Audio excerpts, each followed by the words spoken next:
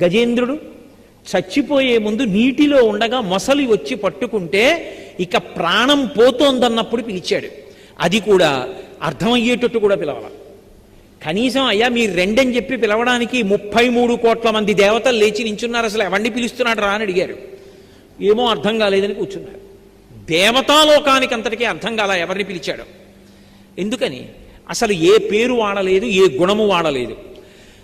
వ్యాసుల వారు మూలంలో తస్మై నమ పరేశాయ బ్రహ్మణే అనంత శక్తయే రూపజోరు రూపాయ నమ ఆశ్చర్యకర్మణి నమ శాంతాయ ఘోరాయ మూఢాయ గుణధర్మిణే నిర్విశేషాయ సామ్యాయ నమో జ్ఞానఘనాయ చ క్షేత్రజ్ఞాయ నమస్తుభ్యం మహాధ్యక్షసాక్షిణే పురుషాయాత్మమూలాయ మూల ప్రకృతయే నమః.